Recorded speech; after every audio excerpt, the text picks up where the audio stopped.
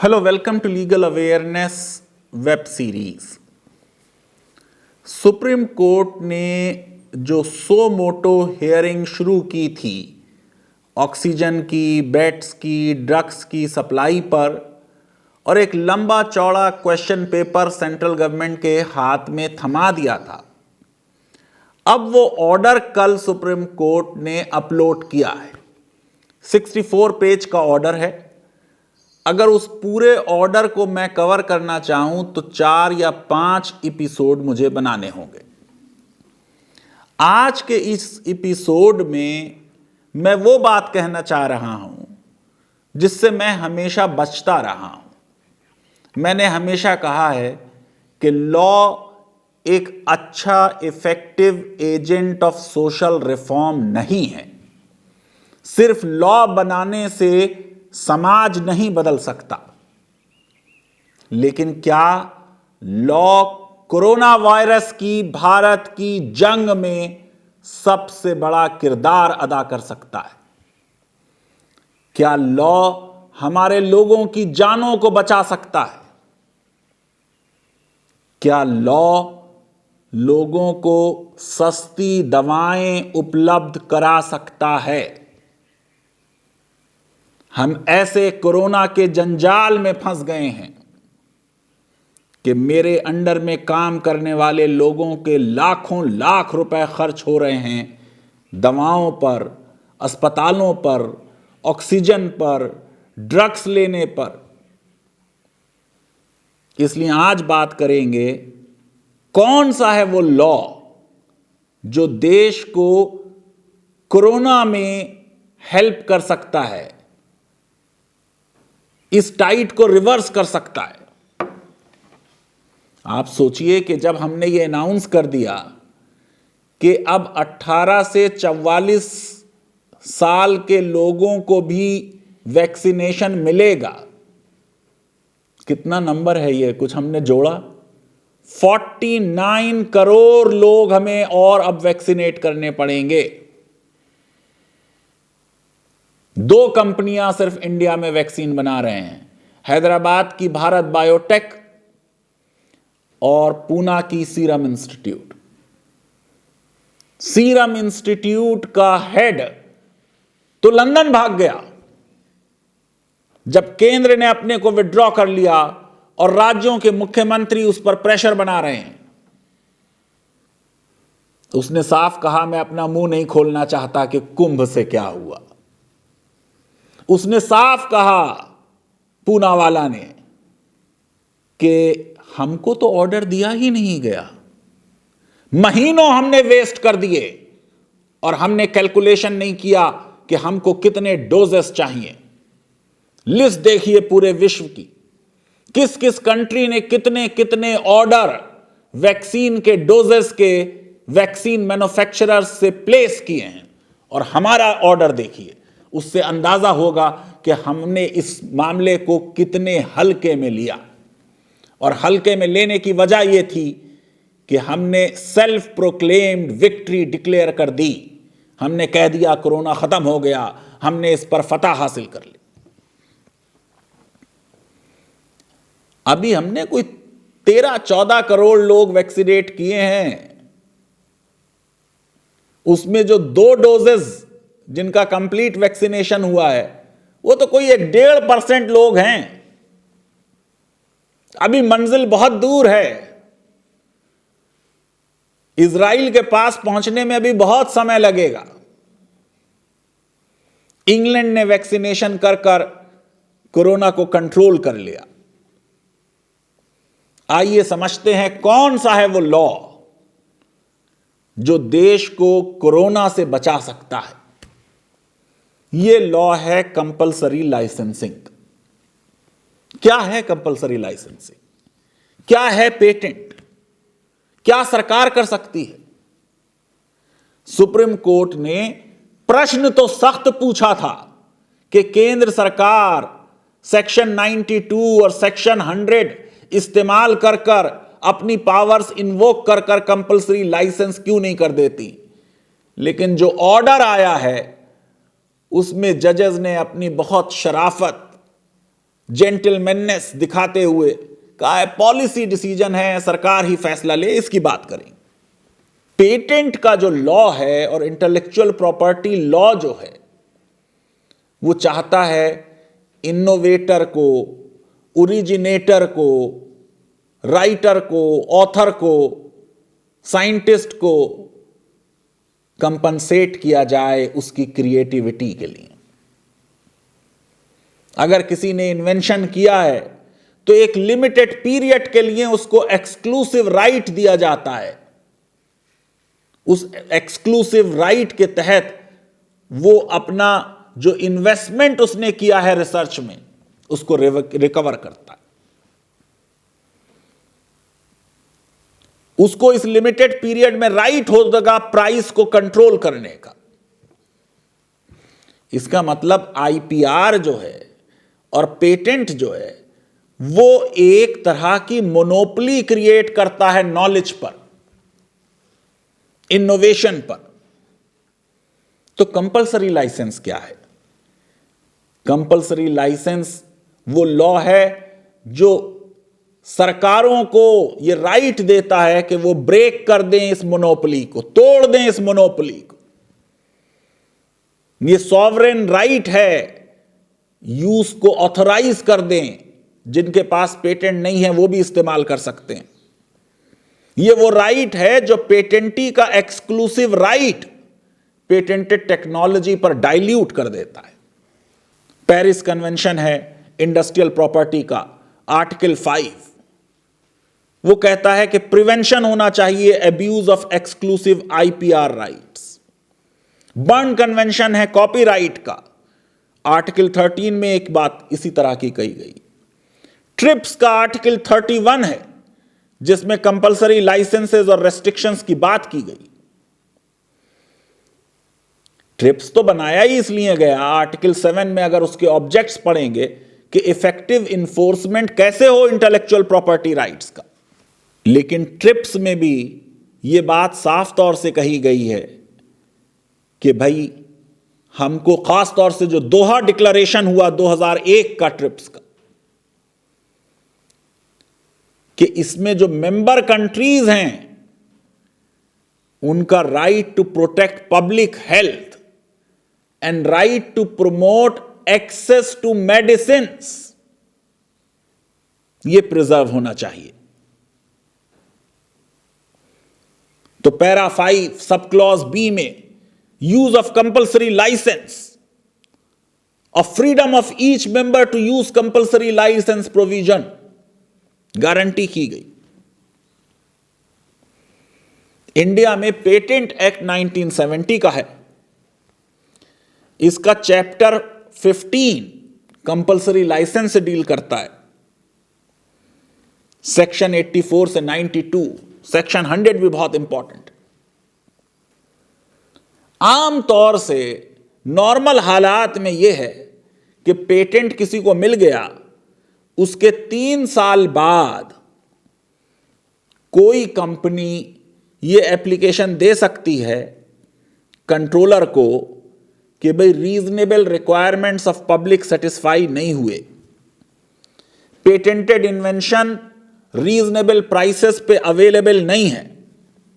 और उस सिचुएशन में कंट्रोलर जो है वो उसको ये राइट दे देगा उन टर्म्स एंड कंडीशन पे जो वो मुनासिब समझता है कि वो उस चीज का यूज करें। लेकिन ये सिचुएशन 3 साल वाली अप्लाई नहीं होगी अगर कोई नेशनल इमरजेंसी है, कोई एक्सट्रीम अर्जेंसी है, अगर नॉन कमर्शियल यूज होना है। गवर्नमेंट अपने आप सेक्शन 92 के तहत पेटेंट एक्ट के कंपल्सरी लाइसेंस सो मोटो इशू कर सकती है। National emergency, extreme emergency, non commercial use, अरे ये तो सारे के सारों सेटिस्फाई हो रहे हैं, तीनों, एक की बात नहीं हो रही, तीनों सेटिस्फाई हो रहे। उसके बाद कोई भी आकर अप्लाई कर सकता है। जो पेटेंटी है उसको सुना जाएगा, जाहिर है कि उसका इन्वेंशन है, उसको सुना जाना चाहिए। ऐसा नहीं है कि ये प्रोविजन का पहले इस्तेमाल नहीं हुआ। 2012 में, मार्च 2012 में हैदराबाद की नाटको को कंपल्सरी लाइसेंस दिया गया। जर्मनी की कंपनी बेयर का ड्रग है नेक्सावर, एंटी कैंसर ड्रग है। सिर्फ 2% लोगों को एक्सेस थी इस ड्रग की। कीमत थी 2,84,048 रुपए एक महीने के डोज की। 2,84,048 जब कंपल्सरी लाइसेंस दे दिया 2021 तक के लिए, तो प्राइस हो गया 8,880 ऑफ 120 टैबलेट्स।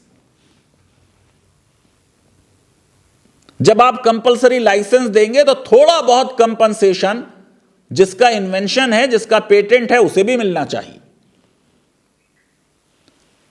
तो बेयर कंपनी को नेट सेल्स का 6% तय किया गया। नेटको को यह भी कहा गया कि हर साल 600 लोगों को यह जो मेडिसिन है नेक्सावर, ये फ्री में दी जाएगी।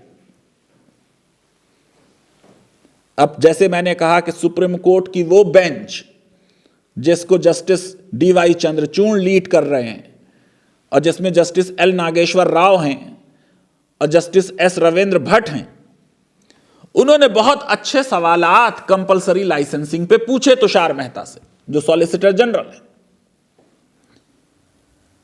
और कोर्ट ने कहा कि सेक्शन 100 भी यूज कर सकती है सेंट्रल गवर्नमेंट, और कहा यह एग्जैक्ट केस है जहां हमें कंपल्सरी लाइसेंसिंग करनी चाहिए, जस्टिस रविंद्र भट्ट ने। और यह भी कहा जस्टिस रविंद्र भट्ट ने कि ट्रिप्स में इंडिया तो फोरफ्रंट पे रहा है। नाटको का केस भी याद किया उन्होंने। फ्रांस ने, जर्मनी ने, कनाडा ने अपनी कंपल्सरी लाइसेंसिंग रिजीम कोविड-19 के बाद और लिबरलाइज की है। बांग्लादेश प्रोड्यूस कर रहा है जेनरिक ड्रग रेमडेसिविर। झारखंड जो है वो बांग्लादेश से ले रहा है। लेकिन इस सब के बाद जो ऑर्डर आया है, उस ऑर्डर में मुझे लगा कि कोर्ट जुडिशियल रेस्ट्रेंट से काम ले रही है। जाहिर है कि अच्छे जजेस जुडिशियल रेस्ट्रेंट प्रीफर करते हैं। पॉलिसी डिसीजंस में जजेस को आइडियली नहीं जाना चाहिए। इसलिए पैराग्राफ 46 में, इस 64 पेज के ऑर्डर में सुप्रीम कोर्ट ने कहा, whether and if so the extent to which these provisions shall be utilized is a policy decision of the central government. We have flagged the issue for its consideration. अब central government जो है वो इस legal framework के अंदर अपनी powers को exercise करना चाहे तो कर ले। सुप्रीम कोर्ट ने कहा कि सेंट्रल गवर्नमेंट को यह भी आजादी है कि कोई और कोर्स ऑफ एक्शन लेना चाहे वो ले लें, नेगोशिएशंस कर लें लोकल प्रोड्यूसर्स ऑफ वैक्सीन से, इंटरनेशनल प्रोड्यूसर्स ऑफ वैक्सीन से। और फिर लास्ट में एक बार और लिख दिया कि हम फिर ये क्लियरली कह रहे हैं कि ये सेंट्रल गवर्नमेंट का राइट है कि वो जिस तरीके से चाहें इस प्रोविजन का यूज करें। यानी कोर्ट ने डायरेक्टिव देने में अपने कदम पीछे खींच लिए। आइडियल यही है कि पॉलिसी मैटर्स में कोर्ट ना बोले। बेहतर यही है कि इन्वेंशंस को पेटेंट्स के दौरान कंपल्सरी लाइसेंस से ना तोड़ा जाए, वरना लोग रिसर्च में इन्वेस्ट करना बंद कर दें। लेकिन ये नॉर्मल हालात हैं, ये आइडियल हालात हैं। आज एक्सट्रीम अर्जेंसी है। सुप्रीम कोर्ट के अपने ऑर्डर में दिया हुआ है कि जो ड्रग्स हैं उनकी सप्लाई भी कम है, उनका प्राइस भी बहुत है, ब्लैक मार्केटिंग भी हो रही है। मैं एक पूरा वीडियो बना चुका हूं जिसमें मैंने आपको बताया था कोर्ट ने कितना एक्टिविज्म दिखाया है, कितने पॉलिसी डिसीजंस में ऑलमोस्ट डिक्टेट किया है सेंटर को। हम कोविड की उस सिचुएशन में पहुंच गए हैं जिसमें कई सरकारें डिनायल मोड में हैं। यूपी की सरकार बार बार कह रही है कि हमारे पास इनफ ऑक्सीजन है, इनफ बेड्स। अभी मैं जब यहां आ रहा था मैंने सुना मेरठ में 5 मरीज मर गए, ऑक्सीजन शायद नहीं मिल पाई उस अस्पताल को। कई और देश के हिस्सों से ऐसी ही खबर आ रही, कर्नाटका से अभी खबर आई 22 से ज्यादा लोग मर गए अस्पताल में, ऑक्सीजन की सप्लाई नहीं हो पाई। ये वो सिचुएशन है जब देश की जनता बड़ी उम्मीदों से सुप्रीम कोर्ट की तरफ देख रही है। यह जुडिशियल एक्टिविज्म का मोस्ट अपॉर्चून टाइम है। मैं ये समझता हूं कि कोर्ट का यह ऑर्डर बहुत सॉफ्ट है, बहुत माइल्ड है, लीगली बिल्कुल करेक्ट है, लेकिन शायद सिचुएशन को हैंडल करने के लिए इनफ नहीं है। इसलिए सरकार की अब यह जिम्मेदारी है, जब एक बड़े इंस्टीट्यूशन ने एक्नॉलेज करते हुए कि पॉलिसी डिसीजन आपका डोमेन है, सरकार पर छोड़ा है, तो सरकार इसको सीरियसली ले। सुप्रीम कोर्ट ने पूरा रास्ता दिखा दिया है सरकार को, कौन कौन से सेक्शन इस्तेमाल करने हैं, किस किस तरीके से सरकार ऑथोराइज कर सकती है सेक्शन 100 के तहत किसी भी कंपनी को कि वो इस्तेमाल कर ले पेटेंटेड प्रोडक्ट का। मैं ये समझता हूं, लिख दिया कि सरकार और पेटेंटी के बीच रॉयल्टी पर एग्रीमेंट ना हो तो फिर हाई कोर्ट तय कर सकती।